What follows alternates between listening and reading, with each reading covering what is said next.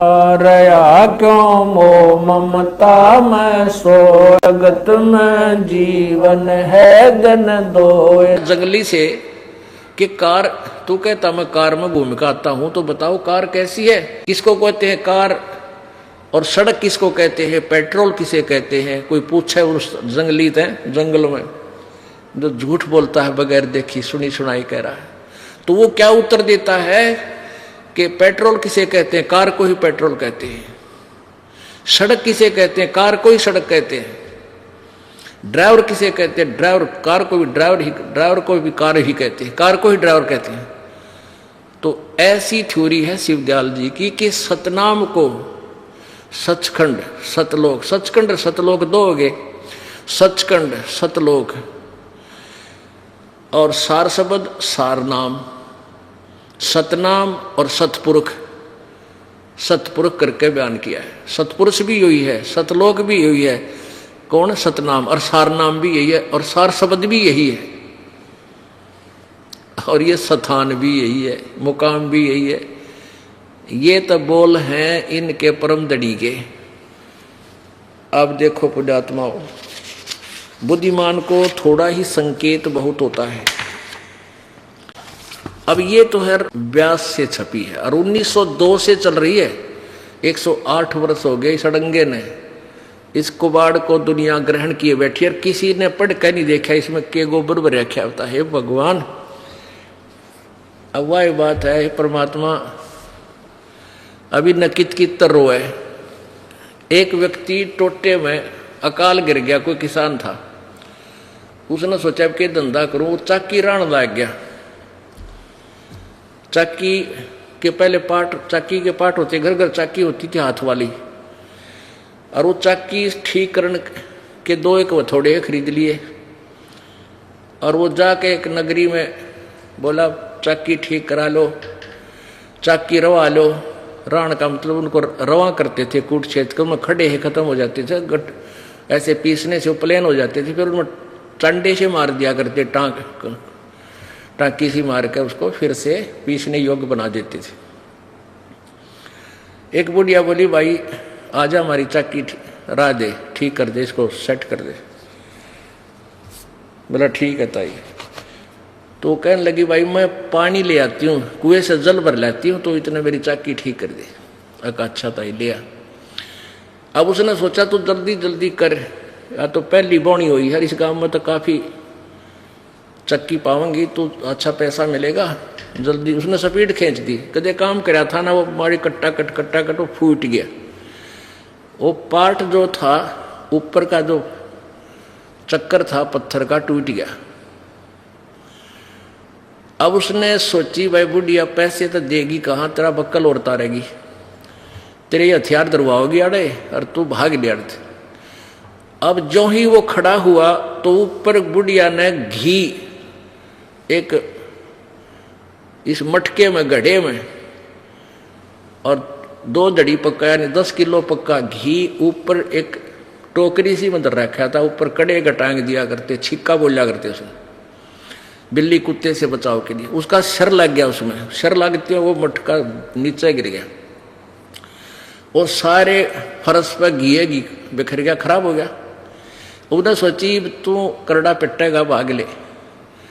उसने ठाका अपना वो बैग और गिर गया कंधे पर। जो ही बाहर स्पीड खींची बुढ़िया पानी लेकर आ गया, एट कती सामने एक्सीडेंट हो गया, वो मटका गिर गया, वो मटका फूट गया। बुढ़िया का घड़ा पानी ले रही थी और उसका नाम था रमलू। वो बोली, माई ने पूछा था रे तेरा की नाम, बोला ताई रमलू का याद रहे।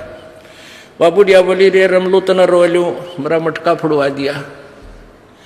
वो बोला ताई भीतर देखें जाइए, रोए जाइए, अंदर जा देखें जाइए, देखती रहना रोती रहना, एक मटका के रो है। तो जिसका भी इतिहास दास खोल कर देखा है ये सारे रोन के हैं, इन कुण से रो। दानंद देख लिया वो रो लिया, वो देखा उसका सत्यार प्रकाश। और ये सार वचन, आहा सार वचन माने निज बोल, खास बोल, राधा स्वामी धन धन सतगुरु वाला के मुखिया के। अब यो दास भाई नो बुंडा बन रहा है इसलिए बुरा है कि सच्चाई बता दी और संत सच्ची नहीं बताओगा। तो आज तक पहले कोई ना बोला, इस दास की ड्यूटी ला दी। ये दास है परमेश्वर कबीर जी का भेजा हुआ कुत्ता और आप जी को जगा रहा है। और प्रथम कर्तव्य बनता है इस दास का कि तुम धनियों को जगा दूं, जो जाग गया इस मार्ग पर लग गया उनका धन बच जाएगा, ना तो चोर लाग रहे हैं भाई, थारा जीवन बर्बाद हो रहा है, इसको सावधानी से ग्रहण करो।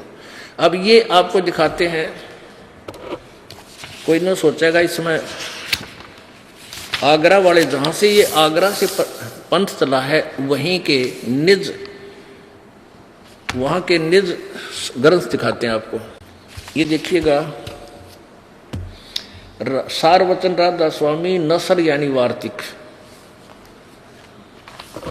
सारवचन राधा स्वामी नसर यानी वार्तिक, जिसको परम पुरुष पूर्ण धनी स्वामी जी महाराज ने जबान मुबारक से फरमाया और जो बाइज्जत राधा स्वामी ट्रस्ट द्वारा छापी गई।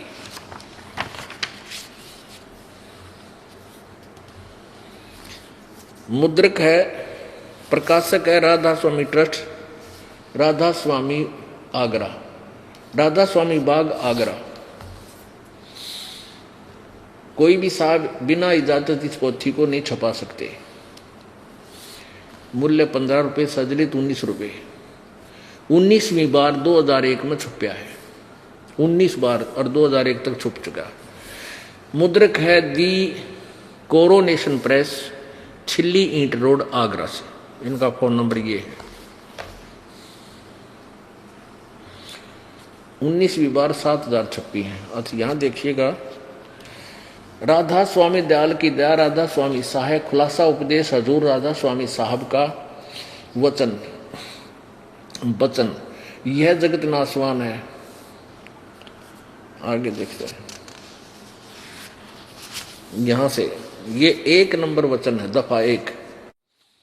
इसके लास्ट सीन देखते हैं, सिर्फ काम इतना है कि इंसान यानी मनुष्य अपनी सूरत यानी रूह को उसके खजाने और निकास यानी मुकाम सतनाम और राधा स्वामी में पहुंचाए।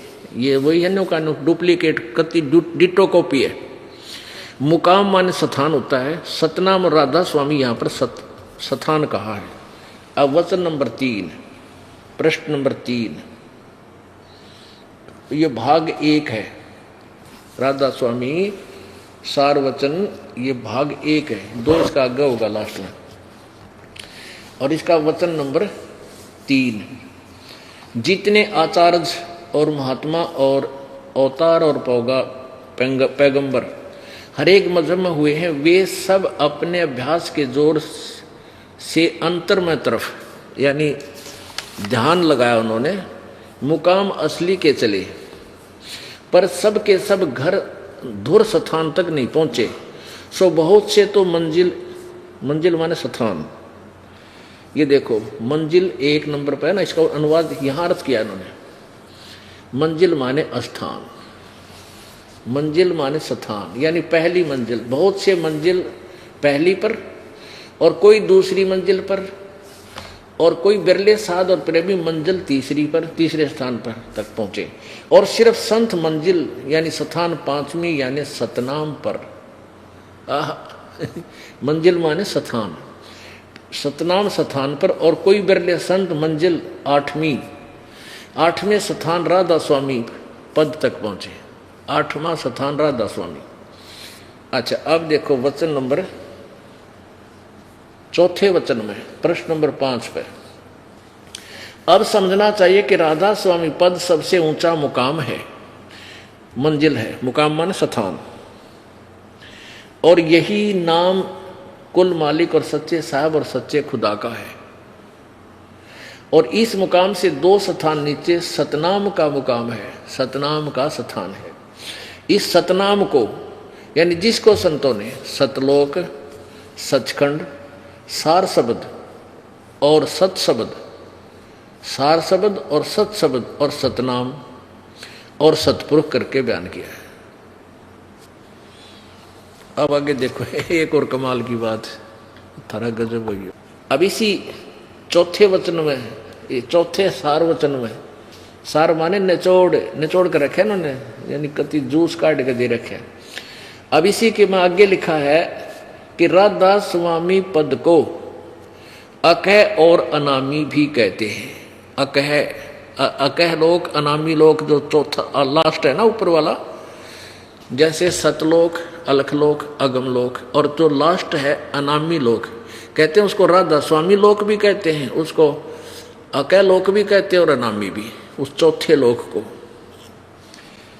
राधा स्वामी पद को, राधा स्वामी स्थान को अकह अनाम भी कहते हैं, क्योंकि यही पद अपार और अनंत और अनादि है, और बाकी के सब मुकाम इसी से प्रगट यानी पैदा हुए। और सच्चा ला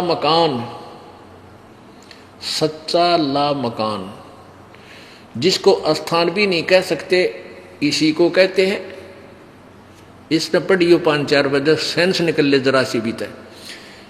ये क्या कहते हैं? राधा स्वामी पद को अकह और अनाम भी कहते हैं, क्योंकि यही पद अपार और अनंत और अनादि है, और बाकी के सब मुकाम इसी से प्रगट यानी पैदा हुए हैं। और यह सच्चा ला मकान, यह सच्चा ला मकान माने जिसका कोई स्थान ना हो, जिसको स्थान नहीं कह सकते। ला मकान, ला जवाब, यानी जिसका जवाब ना हो। ला मकान माने जिसका कोई स्थान, कोई मकान ना हो, और जिसको स्थान भी नहीं कह सकते, और इसी को कहते हैं। अरे वाह से ए भगवान, कहते हैं इसको स्थान भी नहीं कह सकते और इसी को कहते हैं। निरंजन धन तेरा दरबार, निरंजन धन तेरा दरबार, जहां पर तनिक ना न्याय विचार, जहां पर। अरे निरंजन धन तेरा दरबार, निरंजन। भाई वैश्या उड़े मुल मुल खासा, गल मोतियों के आर, वैश्या उड़े मुल मुल खासा, गल मोतियों के हार। पति भरता को मिले न खादी व सूखा नरस आहार, निरंजन धन तेरा दरबार, निरंजन धन तेरा दरबार, जहां पर तनिक न न्याय विचार। भाई पाखंडी की पूजा जग में, संत को कहें लबाड़े। पाखंडी की पूजा जग में, संत को कहें लबाड़े। अज्ञानी को परम विवेकी, ज्ञानी को मूड गंवार, निरंजन धन तेरा दरबार, निरंजन धन तेरा दरबार, जहां पर तनिक न न्याय विचार। कह कबीर सुनो भाई साधो, यहाँ सब उल्टा व्यवहार। कह कबीर सुनो भाई साधो, सब उल्टा व्यवहार। ये सच्चों को तो झूठा बताओ, इन झूठों का एतबार, निरंजन धन तेरा दरबार, निरंजन धन तेरा दरबार, जहां पर तनिक न न्याय विचार। कह कबीर सुनो भाई साधो, सब उल्टा व्यवहार। कहे कबीर सुनो भाई साधो, सब उल्टा व्यवहार। सच्चों को तो ये झूठा बताओ, इन झूठों का एतबार, निरंजन धन तेरा दरबार, निरंजन धन तेरा दरबार, जहां पर तनिक न न्याय विचार। परमात्मा 600 साल पहले इससे दुख में दुखी थे। देख कैसा जुल्म, कैसी भोली आत्माएं नालाका के पीछे लाई गिरी। ये सारे झूठ बोलने ऋषि थे कि मैं ऋषि थे, ये पंडित थे, गुरु थे या काजी थे, मुल्ला थे। ये सब दंत कथा सुना रहे थे, परमात्मा से परिचित नहीं थे। और परमात्मा अपनी महिमा आप बताने आए थे। और आज से 600 वर्ष पहले यही ज्ञान जो दास आज बुद्धिमान समाज के सामने उन्हीं का दिया हुआ रूबरू कर रहा है। ये परमात्मा 600 वर्ष पहले कहा करते कि तुम्हारे ऋषि महर्षियों को कोई ज्ञान नहीं है, और ये सभी काल के जाल में फंसे हुए हैं। सुर नर मुनिजन 33 करोड़ी, बंदे से भी निरंजन डोरी। ये 33 करोड़ देवता, 88,000 ऋषि सब इस काल के जाल में फंसे हुए। अब ये बात उसमें ना अच्छी लगा करती, और परमात्मा कबीर जी को क्या कहा करते, तो मुंह फट है, जो मुंह माता वही बोल देता, इसको ज्ञान तो है नहीं, अज्ञानी है। ये तो धानक है, दुल्हा है, छोटी जाति का है, शूद्र है, ये कैसे जान सकता है सदग्रंथों को, क्योंकि ये संस्कृत नहीं पढ़ा है। न्योना बेरा भाई वो विद्वानों के विद्वान थे, वो भगवानों के भगवान थे, वो देवों के देव थे।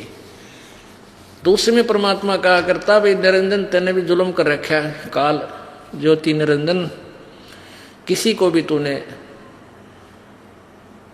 यहाँ किसी प्रकार का भी आपने यहाँ न्याय नहीं रखा हुआ।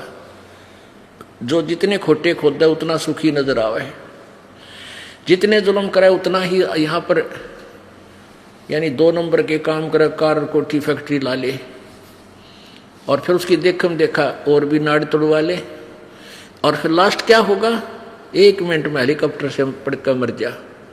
अपने ही हेलीकॉप्टर से मृत्यु को प्राप्त हुआ, क्योंकि वो खिलौने में चाबी जितनी भर रखी थी वह खत्म होगी और आकाश में होगी, वहीं से पटक दिया ठाक है। एक सांस भी ज्यादा ये काल नहीं लेने देगा आपको। हाँ, कबीर परमात्मा की शरण में आने के बाद, जैसा कि आज दिन में आपको समझाया था, कबीरा ये तन जावेगा सके तो ठाहर ला, एक सेवा कर परम संत की और गोविंद के गुण गा। ये 2 औषधि बताई है, 2 इसका इस जीवन को बचाने के लिए ये 2 मेथड बताए हैं।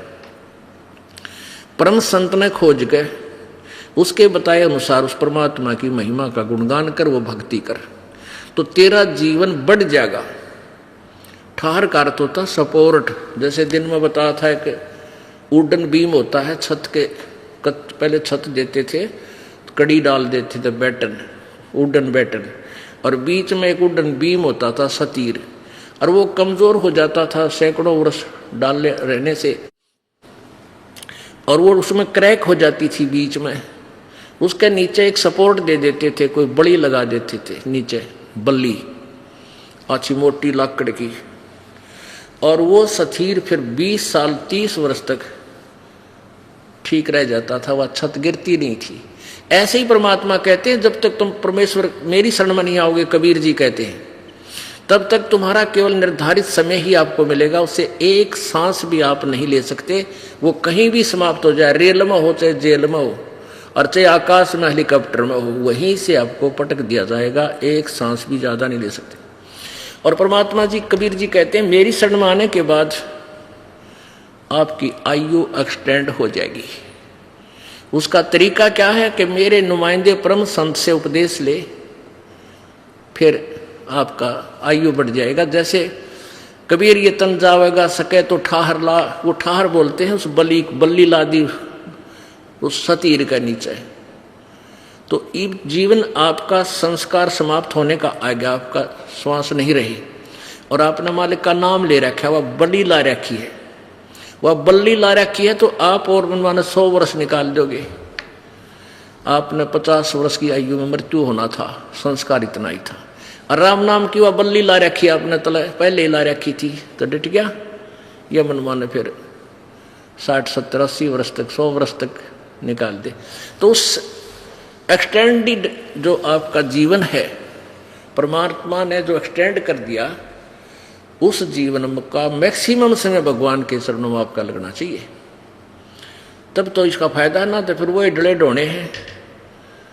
फिर फायदा क्या हुआ इसके एक्सटेंड कराने का। अब जीवन मृतक इसी को कहते हैं कि न्यू सोच ले तू उस दिन मर लिया था, उसके बाद तेरे बालकन कौन पाड़ाओ, कौन तेरी कोठी बनाओ, कौन कार बनाओ। ठीक है, अब उसमें क्या ना 67-33 कर दे, 67-33 फिर भी राज्य हो जाएगा भगवान। यानी 33 घर क्या घरवाड़ा का टाइम ला दे, 67 मालिक के, वो 67-33 में बढ़िया रेसो बन जाती है। ये कहने का भाव ये कि मैक्सिमम समय परमात्मा के ध्यान में, भक्ति में, सेवा में, सिमरन और दान में लगाइए। सत्संग अटेंड कीजिए, सेवा कीजिए, इस मिट्टी का लाभ उठा लीजिए। मासा घटे ना तिल बधे, वेद ना लिखे जो लेख, सच्चा सतगुरु मेट कर ऊपर मारे मेख।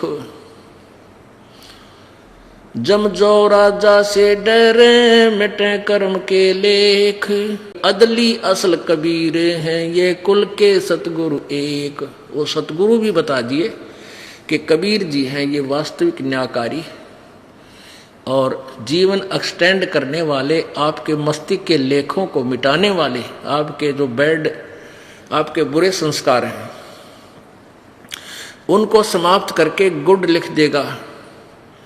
क्योंकि गुड आप तो बढ़िया भक्ति बता दी, अपने संत की शरण में जावे, उसके द्वारा बताए गए साधन को ढंगते करे, श्रद्धा से करे, तो फिर वो बैड अकाउंट तो खत्म हो जाएगा, गुड अकाउंट उसके स्थान पर आपका अच्छे पुण्य संस्कार लिख दिए जाते हैं। वो परमात्मा ही लिख सकता कबीर जी, इसके अतिरिक्त कोई भी देव, ब्रह्मा विष्णु महेश शिव न, ये निरंजन ब्रह्म अर्थात ये काल और परब्रह्म ये नहीं कर सकते इस काम को। ये तो आपको वर्क डन दे सकते हैं, आपका संस्कार दे सकते हैं। इस संस्कार के दौरान कोई बकवास करता है और आप उनके उपासक हैं तो आपकी सहायता कर सकते हैं, लेकिन संस्कार में चेंज परिवर्तन ये नहीं कर सकते। उदाहरण है एक मोटा सा कि जैसे भगवान श्री कृष्ण जी ने मोरध्वज राजा के पुत्र ताम्रध्वज को उन्हीं के द्वारा आरे से सिर के बीचों बीच 2 फाड़ करवा दिया था, करौंत से ऐसे चिरवा के, और वो मृत्यु को प्राप्त हो गया था। श्री कृष्ण जी ने पुनः जीवित कर दिया। तो उनकी इस लीला को देख करके श्री कृष्ण जी को भगवान की संज्ञा में ले लिया। अपने आत्माओं परमात्मा कबीर जी के इस तत्व ज्ञान रूपी रोशनी में, चांदने में हमें दिखने लगा। परमेश्वर कबीर जी ने बताया कि जैसे श्री कृष्ण जी ने मोरध्वज के पुत्र ताम्रध्वज को तो जीवित कर दिया और अपने सगे भांजे अभिमन्यु को जीवित नहीं कर सके, जो महाभारत के प्रथम दिन ही चक्रव्यूह में मौत को प्राप्त हो गया था। सुभद्रा पुत्र था, अर्जुन का पुत्र था, पांडवों के आगे कोई संतान नहीं थी, कुल नाश हो रहा था, और उसको श्री कृष्ण ने जीवित कर सके। श्री कृष्ण वहां बैठ कर अपनी बहन के दुख में रो रहा था। इसका कारण बताया परमेश्वर कबीर जी ने कि ताम्रध्वज के श्वास शेष थे, उसकी आयु शेष थी, और अभिमन्यु की आयु शेष नहीं थी। इसलिए श्री कृष्ण उसको एक्सटेंड नहीं कर सका। मोरध्वज के पुत्र ताम्रध्वज को उसने जीवित कर दिया। इतनी शक्ति इनमें खूब है, लेकिन ये संस्कार को नहीं घटा बढ़ा भी नहीं सकते। तो इसलिए परमात्मा कहते मासा घटे ना चल बधे, विध ना लिखे जो लेख। विधाता ने जो लेख लिख दिए तुम्हारे संस्कार, कोई नहीं घटा बढ़ा सकता। केवल सच्चा सतगुरु या तो परमेश्वर स्वयं या फिर अपना कोई दास भेजते हैं, उसको फुल पावर दे देते हैं, अपनी जो है ना रिप्रेजेंटेटिव भेजते हैं, तो उसको अपनी पावर अधिकार कुछ दे करके भेजते हैं।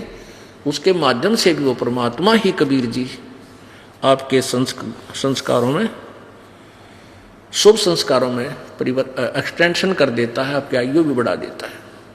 ये परमात्मा के गुणों में भी लिखा है। अब आपको कहते हैं, कबीर जी कहते हैं, वेद हमारा भेद है, वेद मेरा भेद है, कि पूर्ण परमात्मा क्या करता है। अब देखिएगा ऋग्वेद मंडल नंबर 10 सूक्त नंबर 161 यानी 161 के मंत्र नंबर 2 में यह स्पष्ट किया है कि पूर्ण परमात्मा अपने साधक की आयु को बढ़ा देता है। यदि वो मर के यहां से चला गया हो दूसरे लोक में भी, तो भी वहां से वापस ला सकता है, उसको जीवित कर सकता है। यदि यहां छोड़कर शरीर परलोक चला गया हो, वहां से भी यमराज से छुड़वा कर वापस आपके उस शरीर में प्रवेश करके उसका जीवन एक्सटेंड कर सकता है। अब क्योंकि पुण्यात्मा हमने इस ज्ञान को समझना भी है और छानना भी है, साथ के साथ शुद्ध भी करना है इसको। अब पहले ये दिखाते हैं ऋग्वेद मंडल नंबर 10, देखिएगा।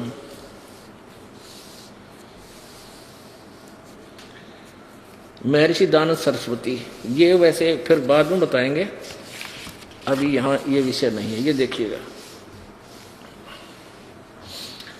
प्रकाशक हैं सार्वदेशीय कार्य प्रतिनिधि सभा, महर्षि दान भवन, रामलीला मैदान, नई दिल्ली। और किसने इसका भाषा किया है? महर्षि दानव सरस्वती कृत। ये ने झूठ बोल रखा है, ये किसी और आचार्य ने किया है, क्योंकि इसके महर्षि दानव के फीत लगने पास मोहर लगने के बाद ये बिक जाते थे। ये कहाँ से मुद्रित है? मुद्रक है Prince offset printers, 1510 Pataudi house, Daryaganj, नई दिल्ली। अब इसको देखना, ऋग्वेद मंडल नंबर 10 सूक्त नंबर 161। ये देखिएगा ऋग्वेद मंडल नंबर 10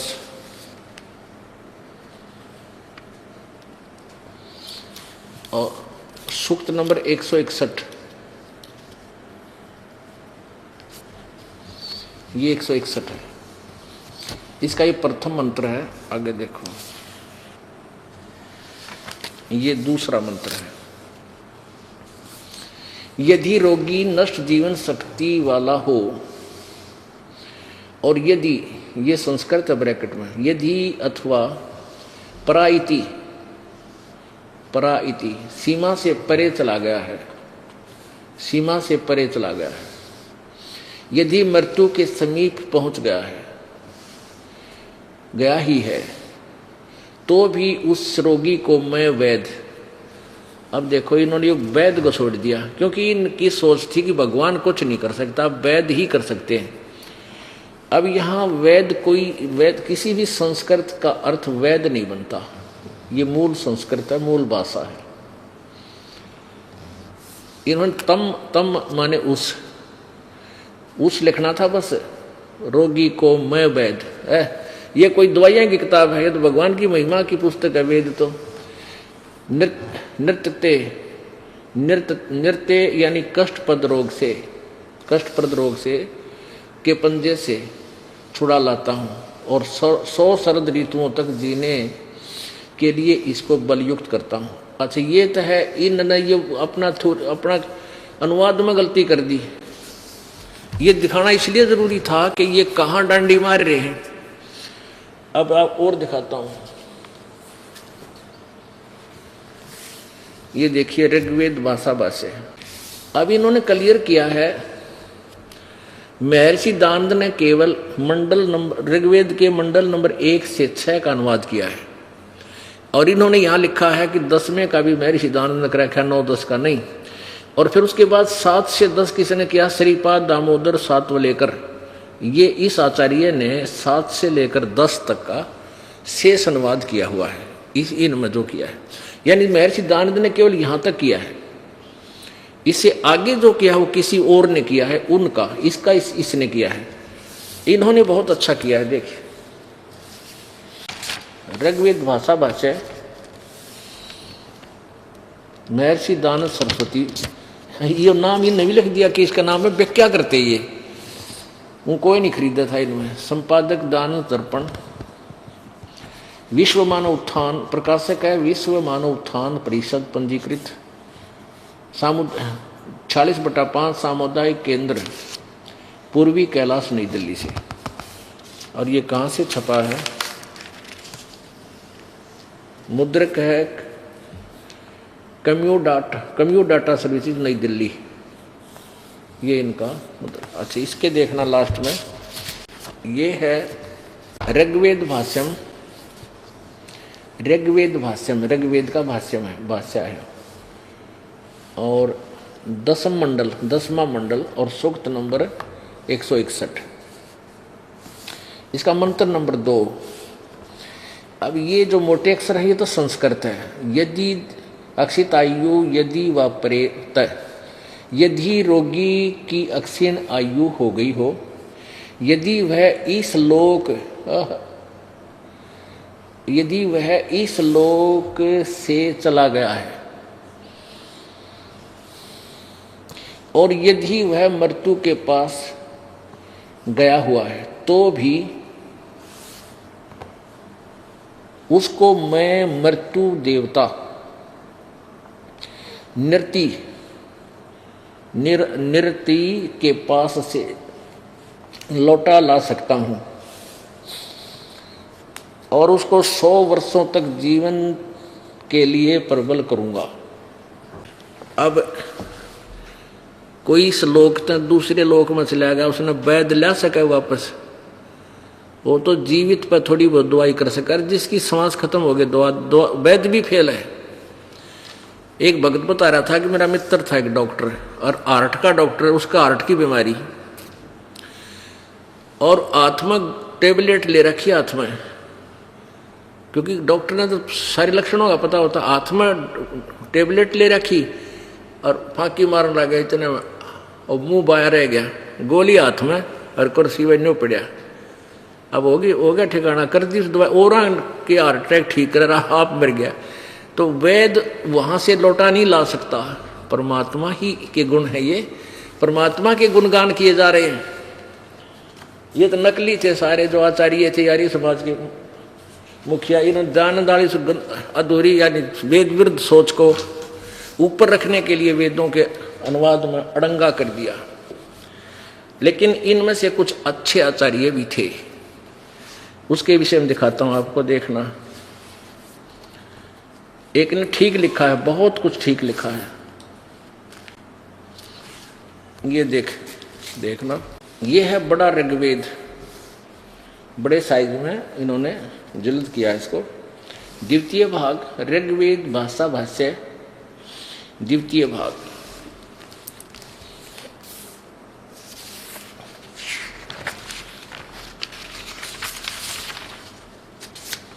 ऋग्वेद भाषा भाष्य द्वितीय भाग।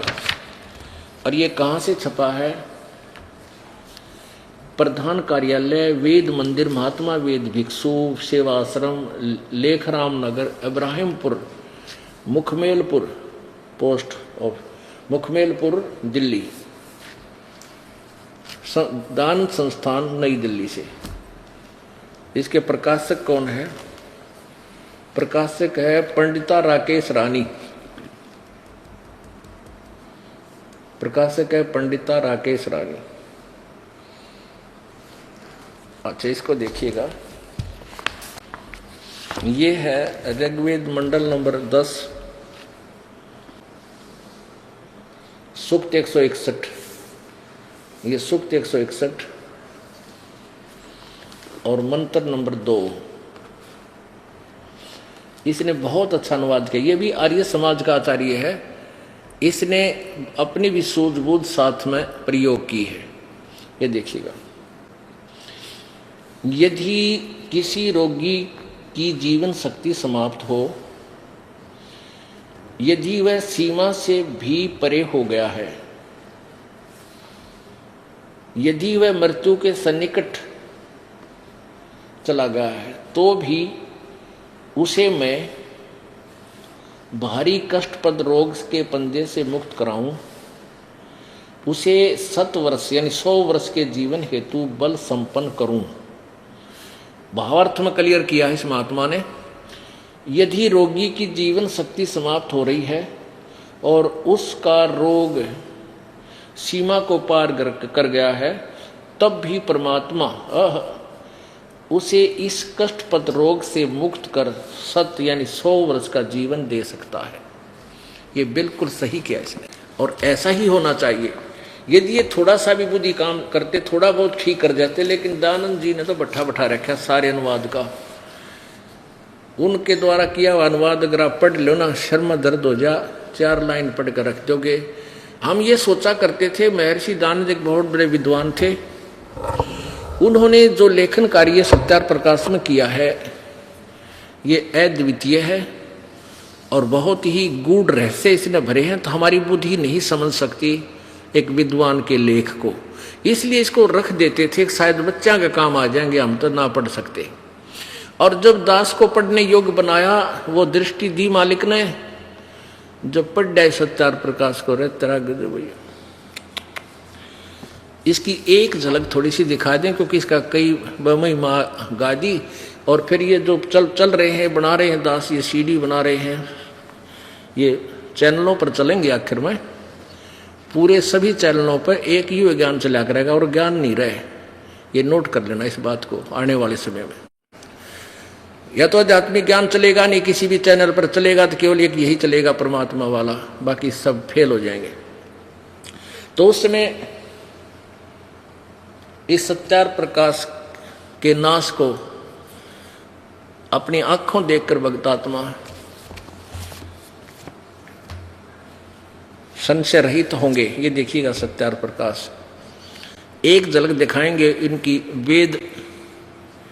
वेद ज्ञान कितना था महर्षि जी को। ये सत्यार्थ प्रकाश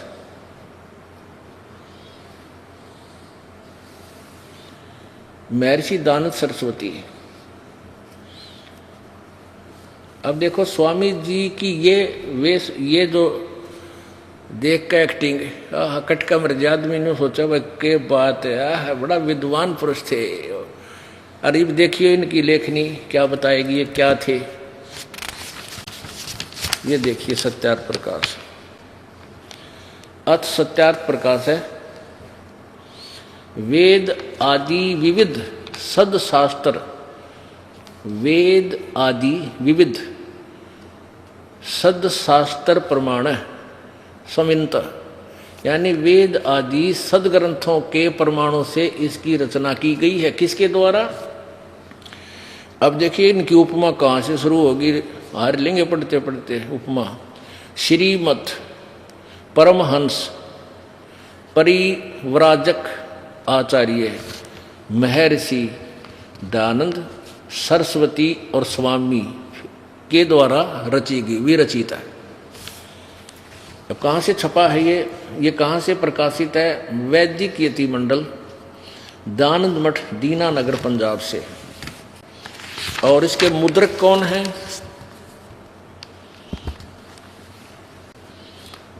ये लिखा है स्वामी ओमानंद जी के सहयोग से प्रचारार्थ लागत से भी कम मूल्य 25 रुपये। मुद्रक है आचार्य प्रिंटिंग प्रेस, दयानंद मठ, गोहाना मार्ग, रोहतक से। अब इसमें क्या है, 2-3 पॉइंट हैं जो क्लियर करेंगे आपके समक्ष। पुणात्माओं, अनजान व्यक्ति तो कहते हैं कि रामपाल आलोचना करता है, अपनी बात बतावे।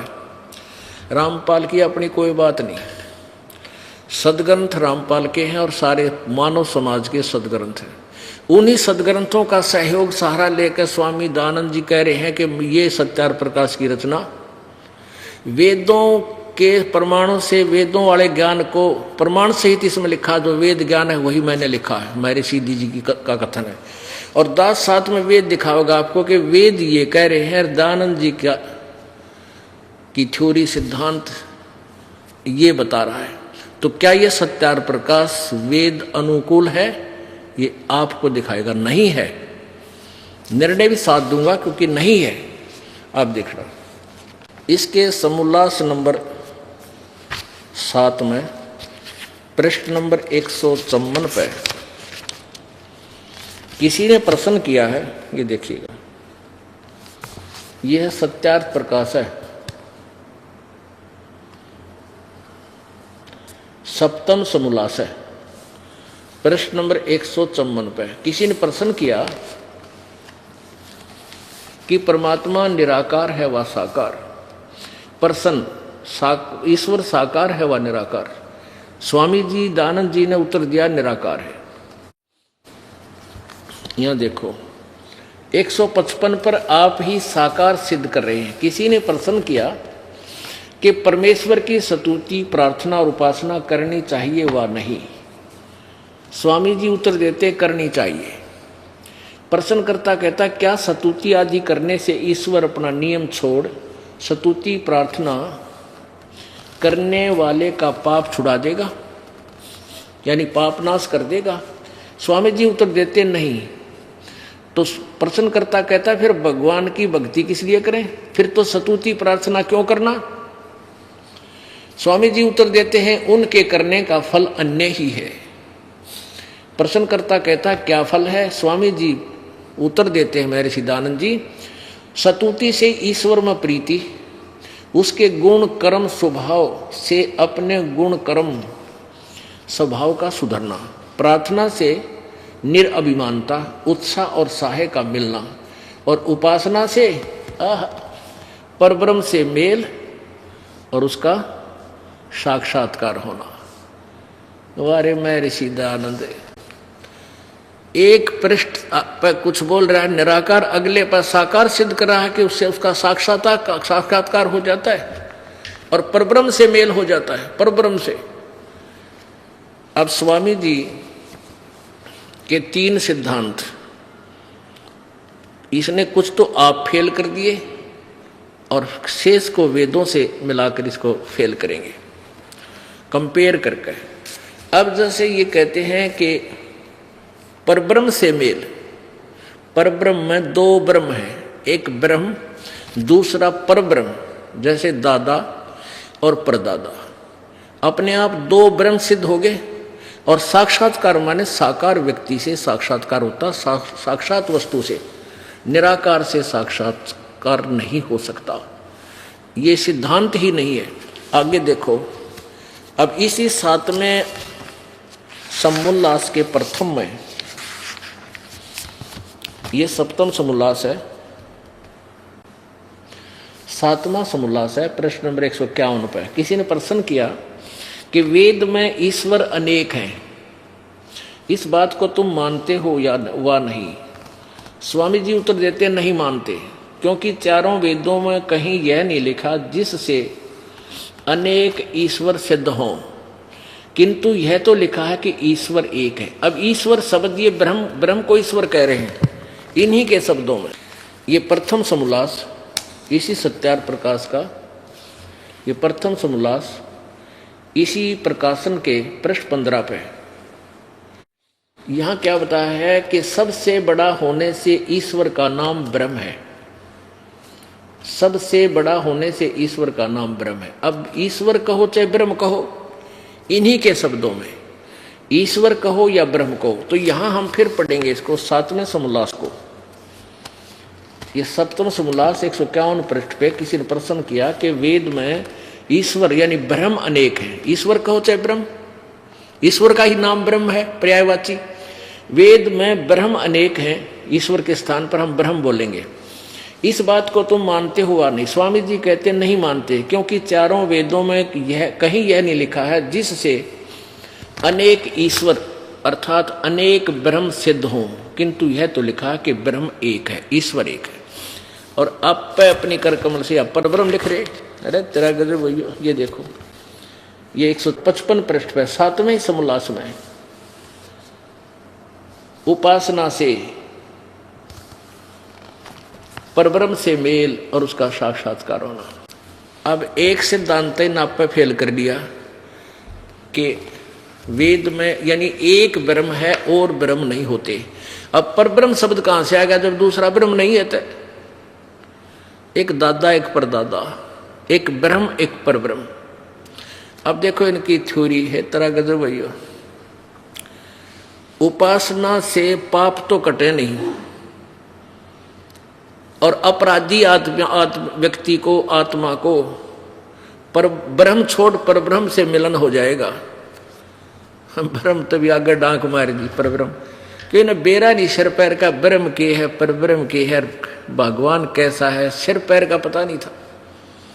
अरे जब अपराधी आत्मा ही सब कुछ प्राप्त कर सकती है तो फिर अपराध छोड़ने की आवश्यकता क्या रहेगी? खूब पाप करे इंसान। अब जैसे वेद क्या है? ये पवित्र वेद भगवान की महिमा से परिपूर्ण है। परमात्मा क्या करता है? जैसे अभी आपने सुना कि परमात्मा अपने साधक की उस अक्षय रोग को भी काट देता है जो उसका नाश करने वाला, उसका जीवन खत्म कर देता है। और वो मर भी गया है तो भी वहां से पर दूसरे लोक से वापस लाकर उसको जीवित कर सकता है और 100 वर्ष तक की आयु उसको प्रदान कर सकता है। ये है वेदों में परमात्मा की महिमा लिखी है, यह सही है। और इसके विपरीत कोई बोलता है तो गलत बोल रहा है, वेद विरुद्ध बोल रहा है। जैसे साबुन के गुणों में लिखा है कि साबुन कपड़े के मैल छुड़ा देता है, और कोई किसी से पूछे और वो लिख रहा है अपने सामने साबुन विक्रेता थोक का बहुत बड़ा बोर्ड ला रखा है और बैठा भांग पिए दुकान का आगे, उसे कोई पूछे कि भाई साबुन कपड़े के मैल छुड़ा देता है? वो कहे नहीं, कपड़े के मैल साबुन नहीं छुड़ा सकता, मैल नाश नहीं कर सकता। तो फिर साबुन का प्रयोग क्या किस लिए करें कि और फायदे हैं इसके? क्या कपड़े को मजबूत कर देता है। क्या उस नालायक ने जिंदगी में साबुन देखा है? और बोर्ड ला रहा है साबुन विक्रेता का, ये मैं ऋषि की पदवी पा रहा, और इसने कैफे का नहीं पता भगवान के बारे में और वेदों के बारे में। अब जैसे कोई रोग बहुत बड़ा वैद्य प्रसिद्ध है और उससे कोई पूछे जाके क्या औषधि खाने से रोग नाश हो जाएगा? आपकी औषधि रोग छुड़वा देगी? वो नहीं, रोग नहीं छुड़वाएगी। तो उस औषधि क्या करेगी? पहलवान बना देगी तेरे को। तो क्या वो बेटी का बाप वैद्य हो सकता है? ये विद्वान था, महर्षि हो सकता है जो इन्होंने वेदों में कितने लिखा कि पाप नाश कर दे भगवान। अब वेद दिखाएगा दास आपको। यजुर्वेद अध्याय नंबर 8 के मंत्र नंबर 13 में और स्वयं अनुवाद कर रहा है। अनुवाद स्वयं कर रहा है, फिर क्यों तो भांग पिया करता है ना, मेरा तो पाछे के लिखा है, आगे के लिख रहा है। सत्यार प्रकाश ठोक दी भांग पी के। दिखाऊंगा इनके ये भांग पीता था। यदि जरा से भी सेंस इस इंसान में होती तो सत्यार प्रकाश, अगर इसने मान लीजिए, क्योंकि कारण क्या हुआ, ये भी हुआ है कि इसने सत्यार प्रकाश पहले दंत कथा से लिख दिया, वो समाज में पहुंच गया। लास्ट के 2 वर्ष इसकी मृत्यु से पहले इसने वेदों का अनुवाद शुरू किया। इसमें ये अनुवाद तो करना पड़ा, क्योंकि कहाँ तक छुपा हुआ, इसने कोशिश तो कर दी था छुपाने की, क्योंकि इसमें कई जगह लिख रखा है, एक इस मंत्र में 6 जगह लिख रखा है। एक जगह लिखा होता तो कह रहा कि हे मनुष्य जैसे मैं अभी फलान दकड़, इसका अड़ंगा कर जाता, लेकिन यहाँ कर नहीं सका, ये मिटा जाता, इसको भी प्रमाण खत्म कर देता। क्योंकि फिर कौन देखता भाई विद्वान के अनुवाद किया हुआ है, कौन टिप्पणी करता? ये तो दास के ऊपर दया करी दाता ने, वो दिव्य दृष्टि दे दी जो इनके द्वारा किए गए अड़ंगे में भी कुछ न कुछ वास्तविकता ढूंढ ली। अब देखिए ये यजुर्वेद महर्षि दानस जी द्वारा ही अनुवादित है। ये देखो,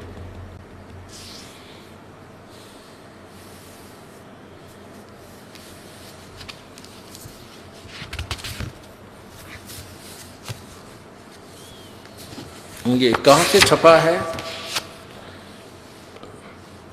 प्रकाशक हैं सार्वदेशीय कार्य प्रतिनिधि सभा, महर्षि दयानंद भवन, 2/5 महर्षि दयानंद भवन, रामलीला मैदान, नई दिल्ली। यजुर्वेद आर्य भाषा भाष्य, संपूर्ण 40 अध्याय, महर्षि दयानंद सरस्वती कृत। मुद्रक हैं Prince offset printers, 1510 Pataudi house, Daryaganj, नई दिल्ली। यहां से ये छपा है। इसके 8वें अध्याय के और 13वें श्लोक को आपको दिखाते हैं। ये देखो, 8वां अध्याय पृष्ठ 241 पे, और नीचे है 13वां मंत्र।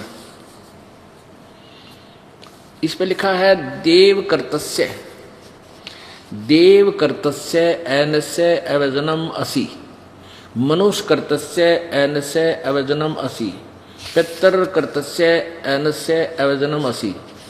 अब इसका अनुवाद 242 पे इन्होंने आगे किया है स्वामी जी ने, यजुर्वेद भाषा भाष्य। हे सबके उपकार करने वाले मित्र आप, यहां भी कोशिश क्रिया डंगाडान की, किन्हों सोचे मित्र मित्र के बारे में लिख रखा, भगवान का जिक्र नहीं, चलो आगे पढ़ते हैं। अब यहां मित्र शब्द भी देखना पड़ेगा स्वामी जी के शब्दों में कि इन्होंने मित्र शब्द भगवान के लिए ही लिखा है। यही सत्यार्थ प्रकाश, ये सत्यार्थ प्रकाश वही महर्षि दानव सरस्वती जी द्वारा लिखा हुआ, इसके समोल्लास नंबर प्रथम समोल्लास में ही और पृष्ठ नंबर 18 पे, ये देखो सत्यार्थ प्रकाश है 18वें पृष्ठ पे और प्रथम समोल्लास, यहां देखना। जो सबसे स्नेह करे, जो सबसे स्नेह करे और सबको प्रीति करने योग्य है, वह परमेश्वर सबका सच्चा मित्र है, इसलिए परमेश्वर का नाम मित्र है। अभी दास के ऊपर दया करी परमात्मा ने, इसके सारे सकंजे काट दिए, जितने भी दाव पेच लुटाने की चेष्टा की थी समाज को। अब देखो मित्र माने परमेश्वर, इन्हीं के शब्दों में इन्हीं का अनुवाद है। हे सबके उपकार करने वाले मित्र अर्थात परमेश्वर, आप देव कर्तस्य दान देने वाले के एन से माने अपराध, एन से अपराध को चाहे पाप को, इन्हीं के शब्दों में एन से माने पाप, अपराध को चाहे पाप को, अपराध के अवजनम माने विनाश करने वाले हो, यानी पाप छुड़ाने वाले हो। मनुष्य कर्तस्य साधारण मनुष्यों के किए हुए, एन से माने अपराध के, अवजनम माने विनाश करने वाले हो। पिता के किए हुए, पितर कर्तस्य, बिल्कुल सिंपल संस्कृत है जो मैं आम आदमी पढ़ ले इसने। पितर माने पितर के, कर्तस्य माने किए हुए, पिता के किए हुए, एन से माने अपराध, विरोधाचरण अपराध के, अवजनम अच्छे प्रकार हरने वाले हो। ओह, अपने किए हुए एन से माने पाप के, अपराध को चाहे पाप के, अवजनम माने दूर करने वाले यानी छुड़ाने वाले हो। अन से अधर्म के अधर्म अर्थात घोर पाप के भी नाश करने हारे हो, नाश करने हारे हो। हे हो विद्वान, जानता हुआ मैं जो कुछ भी अधर्म आचरण किया पहले किया या करता हूं या आगे करूं, ओए होए, अनजान में, अनजानपने में जो कुछ भी किया करता हूं वह करूं, उस सर्वस्व यानी सबके, सर्वस्व यानी से सब पाप के, दुष्ट आचरण सब पाप के अवजन माने दूर करने वाले आप हैं। जय हो बंदी छोड़ की और जय हो इस महर्षि दानंद भंगड़ की। अब देखो यो भांग पिया करता, दास नहीं कहता, इन्हीं के द्वारा लिखा हुआ, इन्हीं का इतिहास। ये तो है महर्षि दानंद समग्र क्रांति के अग्रदूत, महर्षि दानंद समग्र क्रांति के अग्रदूत। संपादक है स्वामी सत्यप्रकाश सरस्वती, सत्य प्रकाश सरस्वती। डॉक्टर रतन कुमारी स्वाध्याय संस्थान इलाहाबाद से छपा है। महर्षि दानंद निर्वाण सती, महर्षि दानंद निर्वाण सती निबंध माला प्रथम पुष्प। संपादक है स्वामी सत्य प्रकाश सरस्वती, प्रकाशक है वो संपादक, ये प्रकाशक है। डॉक्टर रतन कुमारी स्वाध्याय संस्थान विज्ञान परिषद भवन महर्षि दानंद मार्ग इलाहाबाद। उत्तर की कुड़ती फैल रहा पठेरा। मुद्रक सरयू प्रसाद पांडे, नागरी प्रेस, अलोपी बाग इलाहाबाद से छपी है। इसके देखो प्रश्न नंबर 21, 20, 21 पर। पहले 20 से देंगे थोड़ा सा। प्रश्न 20 पे जीवन वृत्तांत और कृतित्व यहां से लेंगे। 13 में अगले 5 मास में कानपुर या प्रयाग के मध्यवर्ती अनेक प्रसिद्ध स्थान मैंने देखे। यानी 1913 का जिक्र चल रहा है। इससे उस 1913 में ये कहाँ पहुँच गया, यहाँ देखो, यह इनमें प्रिंट कर रखा है इसलिए इसको वहाँ से लेना पड़ा। 21 पृष्ठ पे देखो, उषा ज्योतिषमती वही है जीवन कृत और कृतित्व, पृष्ठ 21 पे। तत्पश्चात जिस वस्तु की खोज में था उसके अर्थ आगे को चल दिया और असुद सुदी 2 संवत, ये 1313 नहीं है, ये 1913 है, क्योंकि पीछे 1913 का जिक्र चल रहा है। यहां से ये देखो 1913 विक्रमी अगले 5 मास में कानपुर प्रयाग के मध्यवर्ती अनेक प्रसिद्ध स्थान मैंने देखे। ये 1913 है, ये उल्टा लिखा गया गलती से, ये 1913 यानी सन 1856 1857 में कहें ये बोला 1857 में के गदर में, यानी स्वतंत्रता संग्राम में सबसे आगे था महर्षिदान। 1856 में भी भांग पिए पड़ा था और 3 साल इसका पता नहीं, लापता था, यू रहा की था। इन्हीं के जीवनी में दिखाएंगे आपको कभी। तत्पश्चात जिस वस्तु की खोज में था उसके अर्थ आगे को चल दिया। आसुद सुदी 2 संवत, ये 1913 है, यानी 1856 को दुर्गा कुंड के मंदिर पर जो चंडालगढ़ में है पहुंचा। वहां 10 दिन व्यतीत किए। वहां मैंने चावल खाने सर्वथा छोड़ दिए और केवल दूध पर अपना निर्वाह करके दिन रात योग विद्या के अध्ययन और अभ्यास में तत्पर रहा। दुर्भाग्यवश वहां मुझे एक बड़ा दोष लग गया, अर्थात भांग पीने का स्वभाव हो गया। सो कई बार उसके प्रभाव से मैं सर्वथा बेसुद्ध हो जाया करता। पुण्यात्मा देश की थ्योरी न्यू कहे हैं स्वामी जी कि मैंने चावल तक खाने छोड़ दिए, दूध पीने लग गया, दूध पर रह के और योग विद्या में तत्पर हो गया। हर भांग पीने लग गया, चावल छोड़ के भांग पीने लग गया और न्यू कहीं योग अभ्यास में बस दिन रात लगा रहता। अब मार के भांग का ठूठा कितने बैठा रहे नो नाड़ करे ते 2 दिन पड़ा रहे, भांग ना उतरे, इतने सोचो मैं समाधि चढ़ रही है महात्मा की। ये न्यू मूर्ख बना गया हमने। अब आगे देखो, अन्यों का बेहोश हो जाया करता मैं। तो बच्चों पहचान लो उस परम पिता को और पहचान लो अपने गुरुदेव को। परमात्मा आपको मोक्ष दे, आपको सद्बुद्धि देकर रखे, आपको भगवान की याद बनी रहे, सतलोक याद रहे, काल का कष्ट भी याद रहे, यहां भी सुखी रहो, सतलोक में सदा सुखी हो जाओ। ये दास का आशीर्वाद है। सत साहिब। दर्शकों नमस्कार, कैसा लगा ये वीडियो? अपनी राय हमें कमेंट बॉक्स में ज़रूर साझा करें और हमारे वीडियो को शेयर करें, चैनल को सब्सक्राइब करें, लाइक करें। धन्यवाद आपको, धन्यवाद। सत साहिब।